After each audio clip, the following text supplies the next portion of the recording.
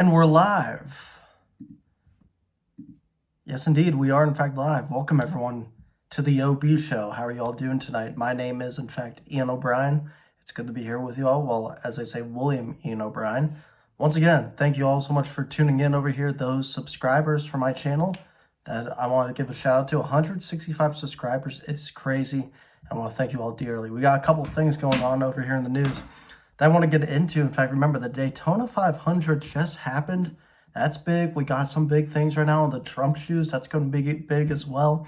I mean, who would want to hoop with those? Who knows? Maybe you do want to hoop with those. And I'm also supporting, as you can see over here, The Rock, Dwayne Johnson, with this nice hoodie that I got off of eBay. Actually, this was like 51 bucks. Really crazy, actually, when you see that, it is actually 51 bucks right there. But let's go over some stuff real quick because, boy, oh boy, do we have just an action-packed day over here. So let's start out real quick. I'm a big fan of the Daytona 500.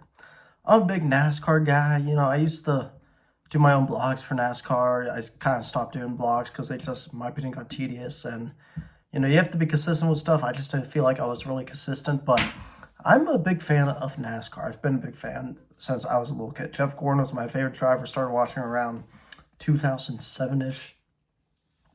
I kind of started in like the little downfall of Jeff Gordon and all that stuff, the rise of Jimmy Johnson. Excuse me, by the way. My voice has been a little off. But if you're taking a look real quick on Daytona 500, it was definitely a big race, and I actually described it a lot. First caution I saw, Carson Hocevar, Harris Burn got into it, and that just caused big melee. They actually had Jimmy Johnson get involved as well as Cass Gralla. Afterwards, you had a few other cars involved in the next wreck later on. But however, stage one was won back by Chase Elliott. Stage two was a big one here as well, as stage two was a fight to the finish yet again. And I'm actually going to look up also the stuff that you see over here. Ryan Blaney won stage two, the defending series champ. Then you had a big wreck once again. Basically, the whole entire big one happened. Some more contact going on.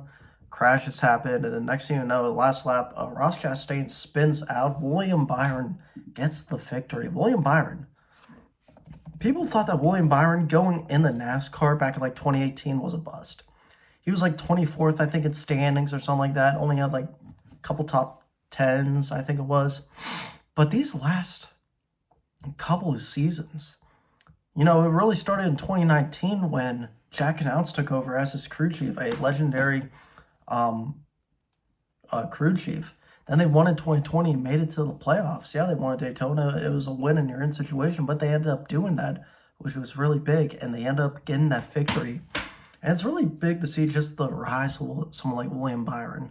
Again, started basically racing on iRacing of all people. He started on iRacing, and this article basically explains, he was in the K&M Pro Series from 2015 for H. Scott Motorsports with Justin Marks. He had a sponsorship with Liberty University because Liberty University was where I think he went to college. Then he would go to the Truck Series. He went to Cowboys Motorsports. Going basically racing for a soon-to-be Hall of Famer was legendary. He would do that. Then he would in fact go to Hendrick Motorsports in 2016 in the Xfinity Series. And he would also in fact win a championship then basically in the next season, 2017. That's just how good he was. And then 2018, it was tough. 2018, though, he did win Rookie of the Year, but there was no other candidates, really. I mean, no one else was in Rookie of the Year. 2019, playoff debut, still looking for that first win. He advanced to the round of 12, but was eliminated shortly after. 2020, then, got his first ever Cup victory. And then 2021, as we all know, he started to perform really well. Had a big win in Homestead Miami Speedway.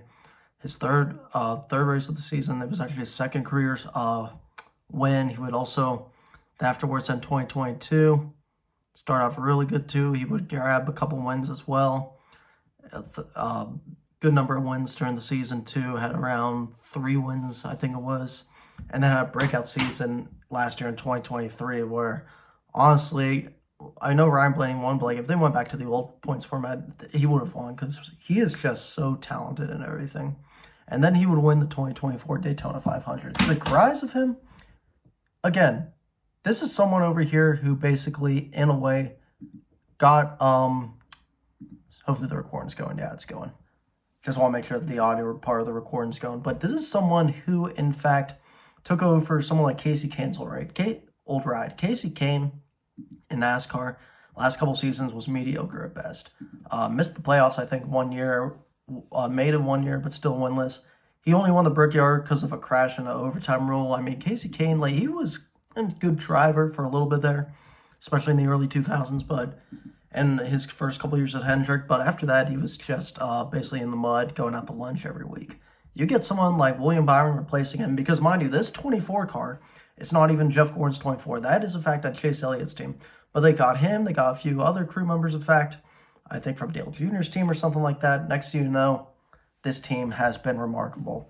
And right now, William Byron, don't be surprised, but this is, in fact, the championship year for him. I feel like, in a way, he is going to win that championship. There's just no way looking at it. This dude is just a hotshot, young and talented, has still tons of time left as well to develop, but he is, in fact, going to be, I believe, the champion. Early prediction, very early prediction, mind you. Don't be surprised, however, if he is, in fact, your Cup Series champion at the end of this thing, and that's really what you have to look at right now. He is consistent. He's running consistent. People wanted to argue about that late caution, but they had a sky view from Bob Hawkers on Twitter where they, in fact, showed that he was, in fact, past the start-finish line after before the caution was thrown. And that's why they threw it, and that's why they ended the race after the big wreck that happened with Ross Chastain and a few others. But right now, William Byron's going to be the favorite. I will also have to go with someone like, I know it's early, but Kyle Busch again. He's going to be a favorite. A few others go. Kyle Larson's always up there, as we all know. Chase Elliott, I think it's going to be a bounce-back year for him. You're going to see him succeed a lot better. Last year, of course, he missed a lot of races too, breaking a leg in skiing, I think it was. Finished like, he was good in the owners' playoffs, but did not get a win. Then he missed a race because he basically tried to break Denny Hamlin in two, wrecking him at Charlotte. So he was basically benched because of that. But a few others that you have to look at here that could be favorites right now. One of the other ones who could definitely be favorites, Joey Logano. He DNF'd, but he's always a favorite. Ryan Blaney again for the championship. He could go back-to-back. Ty Gibbs, I don't think he's going to be a championship guy, but I see Ty Gibbs getting a win here shortly. He will have a win by this year. I don't know where, but he is, in fact, going to get a win, and that's for certain. And Ross Chastain, obviously, is someone that you have to look at because he's just crazy with everything he does, and obviously you have Denny Hamlin as well. But now that we're done with that, with NASCAR news, that's basically about what you have over here. I don't think there's really been any other news going around besides William Byron. I almost said my name right there. That's funny. Besides William Byron winning the Daytona 500. All right, some other news, though. How about the Trump shoes that came out? This is crazy over here. So you have, in fact, Donald Trump shoes over here. He basically, this was after the whole Gene Carroll situation where he had to pay, I think it was $365 million or something like that. He had to pay a good amount of money, and because of the lawsuit where it was accused of sexual assault and all that. But dude, these shoes, I don't know, because here's the thing about them. You know, and I like, you know, it's entertaining what he tweets. I'm not a fan. These shoes over here, I mean, I just don't see really the appeal of them. I mean, I like the American side of them. I don't know about the golden one. I saw some white ones which were honestly looking a lot better. I don't know if I'm a fan of the gold shoes, to be honest with you. And putting them at like $400, and you know the taxes is going to be outrageous too.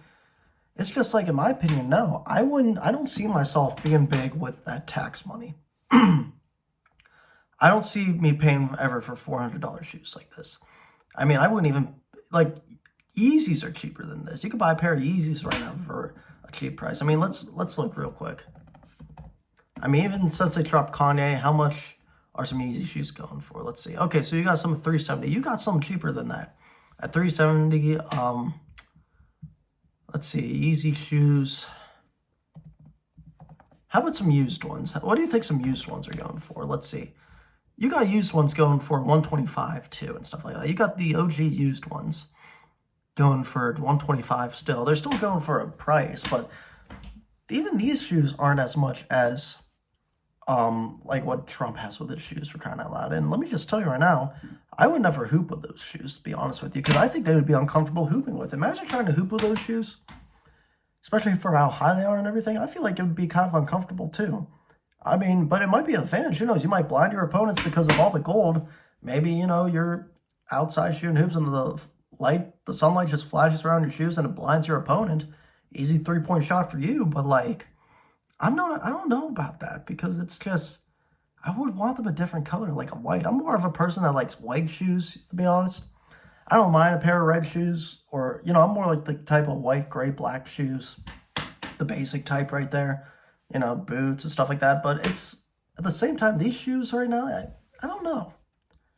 I mean, I can understand the meaning, but like, and how about this with the shoes too? He ended up, in fact, signing a pair, and it was a bid auction, and someone auctioned it for, I think it was like $990. Let me see the price over here. Let me see. Someone got an auction for it. Was it? Where's the autographed one? Okay, here we go. CEO wins autographed Donald Trump sneakers after 13. Okay, no, I don't know why I said 13K bid. They got that wrong. No, it was a 9K bid, but still, dude got a 9K bid to win signed Donald Trump shoes. I mean, it's definitely like you're gonna frame them for sure. The problem is, like, for any other person, they wouldn't be able to do this. Likely over here for someone like Roman Sharf is his name. He's the founder and CEO of luxury watch dealer, Luxury Bazaar, if I'm pronouncing that right. He walked away with the autographed pair of Trump shoes, golden never surrender high tops, place to win big at $9,000. I'm sorry, but if I was rich, I probably still wouldn't do it, honestly, to be honest with you. I like auctioning more on sports stuff. Now, if you give me, if it's sports stuff, for example, and it's like Kyrie sign autograph, that I'll probably buy it, because I'm a sucker for that. I mean, like, look what I have over here. You know what I mean? I mean, this is a mystery helmet for Pristine Auction. It's Kelvin Winslow, for crying out loud. So I'm already a sucker for that stuff. I have one of Randy Gradishar. Who knows who that is? No one from this generation knows, but he was a Denver Bronco and went to Ohio State. Anyways, moving on though. It said Trump announced the launch of the golden sneaker, which are part of his new shoe line, during a surprise appearance in the event on Saturday. A video shared on social media shows Sharf smiling and sneaking to members of the crowd as he showed off the golden sneaker after outbidding other buyers. The shoes, which are featured American flag detail, the back cost $399, so basically $400. Limited to just 1,000 pairs. His sneakers probably sold out less than 2 hours of launch, which is true. Because if there was proof of them going to the website, and the sneakers were basically sold out at that point.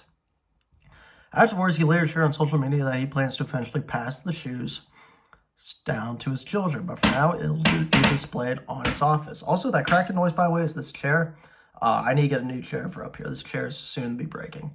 Sharf, who was born in the Soviet Union, lived in Philadelphia, described himself as one of the world's biggest gray market watch dealers, which trade luxury watches without being authorized by the brand to do so on its behalf. His business employs 30 staff and generates about $130 million in sales annually, he told Watch Pro. So this guy over here has money. We all know, a CEO for a big business. So this isn't a loss to him, honestly. Anyone else though, if you're trying to do this, and I know there's a lot of like MAGA Trump supporters, and I know for a fact they would try to autograph this, and it would be and they would probably lose money. Like, you'd be probably in big time financial debt if you did in fact get something like this.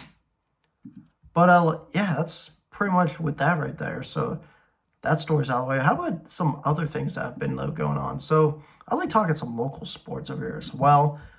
People are asking me, why did he leave YSN? So it was just a little bit of stuff going on. For the most part, if you don't know what YSN is, in fact, there's some people that listen to him.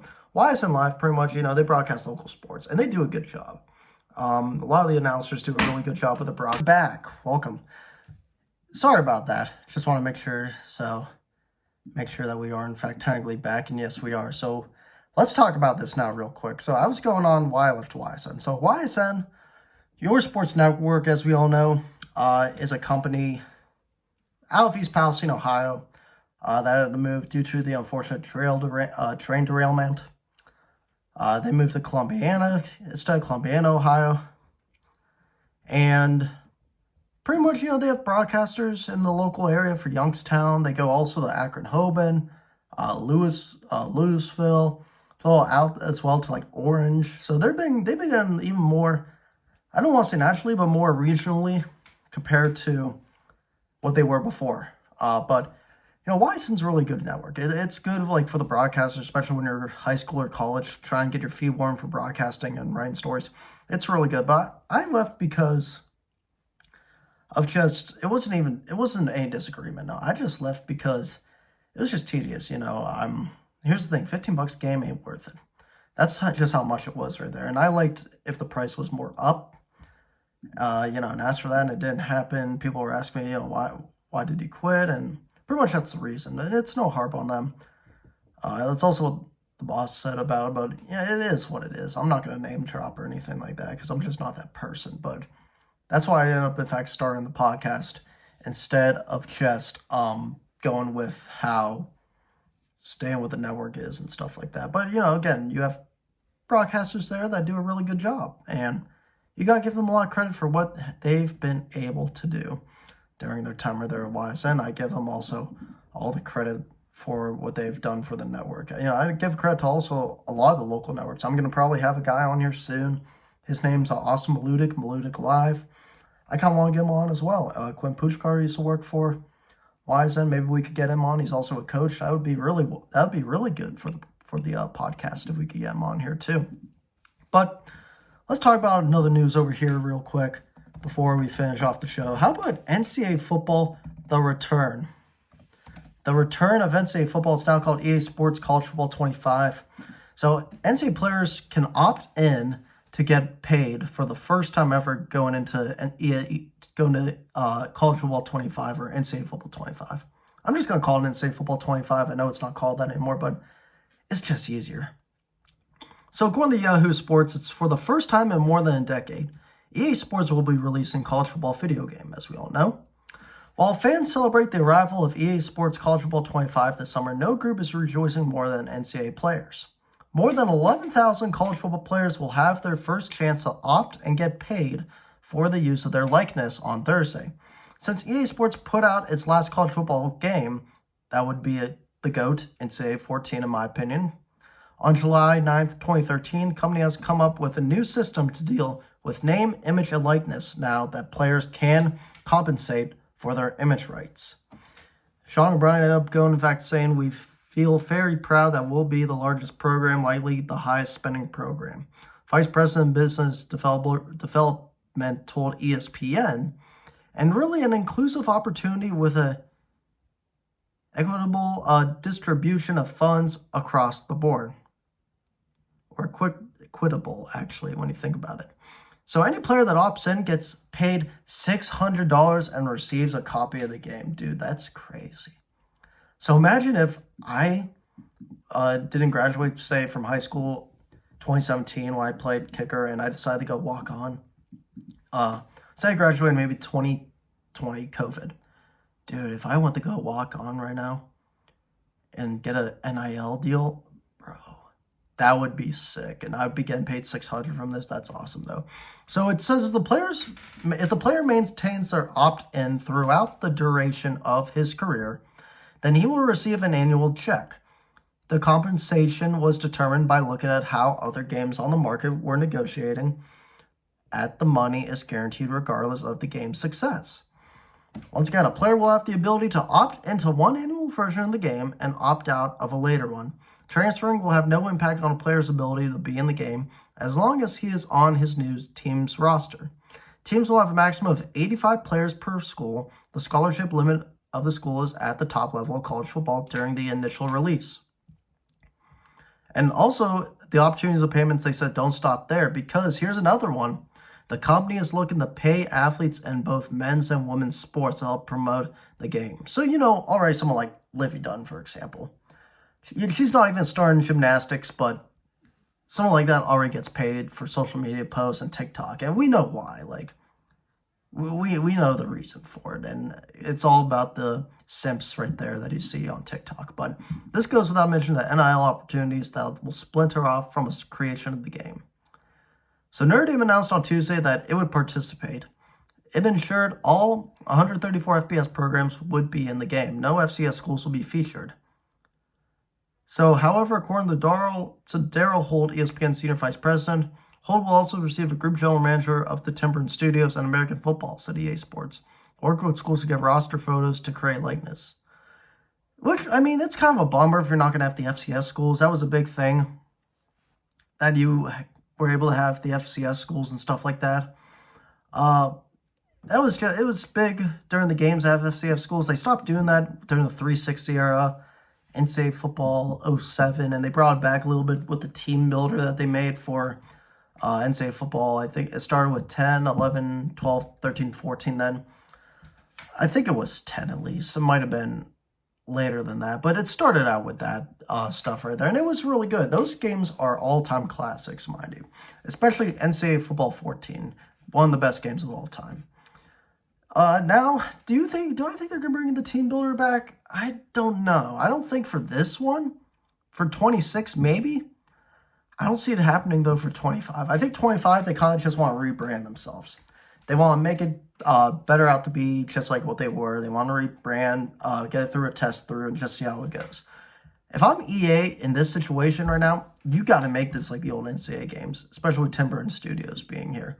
I know maybe you could get some of the people from the old game, like that worked on 14, if they're still around, no matter where they're working now. Hopefully you could get someone like that if you're able to hire them on, because you can't make this another Madden. You can make it another Madden, there will probably be a riot of people on EA's headquarters, and that's not a good sign. Because this game's like Madden and flops. The hype for how many years has it been now? Like 8? It's just gonna be a crap show. It's gonna be a shit show when you think about it. But that's here or nor there. We just in fact gotta see what happens over here. So in long terms, I hope this game is successful. I hope we could do something good over here right now with EA Sports, and I hope that we could get a good NCAA football game by the end of this year. Also, in other news, how about AT&T? Their service shut down today. Their service, they were hit by a widespread cellular outage. So it says AT&T network suffered widespread outages across the country Thursday morning with cellular service and internet down, according to the tracking site Down Detector. Other cellular providers, including Verizon, T-Mobile, and Cricket Wireless, have also had reported outages. I haven't had one. I have Verizon. My LTE's been working fine throughout the day. They said Verizon, T-Mobile said those affected have been trying to contact AT&T users. Luckily, I read a report where even if it's down, you can still call 911 in case you need anything, so that's good at least. But AT&T reported service has been restored to all customers now affected by the outage by late Thursday afternoon. It remains unclear what triggered the service disruption. It's kind of crazy what happened today, because you had this down. There was like a little rainstorm in the morning that you had. When I was getting up to go to work, you had the downtown YMCA was closed. I had to go to Boardman to get my workout in. You know, I basically lift every day except for Sunday. So I had to get my legs and back workout in. I had to get my cardio in as well. So I had to go to Boardman, then go back to Youngstown for work and all that stuff. It's crazy, honestly. It's just crazy. I don't know what's been happening. It's like every single thing now has been going a little topsy-turvy. And it said, here's another thing that said, according to NBC News, the numbers surged to more than 71,000 just before 8 a.m. Eastern time. That's crazy. AT&T acknowledged the issue Thursday morning, saying some of our customers are experiencing wireless service interruptions this morning. And a little over 100,000 or 1,100 T-Mobile outages and about 3,000 Verizon outages were reported as of 7 a.m. Thursday. So that's crazy. Just seeing all those outages and everything, at least you were able to contact, but something definitely is not right here. All these random outages happening left and right. They'll say towers, but I'm not sure. Who knows? Something else could be happening over here. Something else definitely could be happening. Because right now, this is definitely all crazy stuff going on over here. with all these outages, phone outages and everything. My phone has had an outage this year, I don't know how many times. And it's just like crazy because then I can't even like listen to my music when I'm like lifting or something like that. I'm trying to go play some, what am I listening to? Play some old Drake in my headset or something like that, my little headphones, my AirPods. Next thing you know, it won't play sometimes. And it's crazy, honestly. It's just crazy when you think about it. But yeah, that's pretty much all the news right there that we have for today. I know we're going to get some more news. Once again, I mean, if you want to talk about something, the Super Bowl, I mean, that happened weeks back. Yeah, we all know the Chiefs won. The question is Taylor Swift going to be in next year's NFL season? That's my question right there. I feel like in a way, something happens, Taylor Swift and Travis Kelce might break up, honestly. I might see it might happen. I don't know if I'm wrong. I know the Swifties are going to be pissed at me, but I might be predicting the future over here. This might be the end of the relationship between Taylor Swift and Travis Kelce, honestly.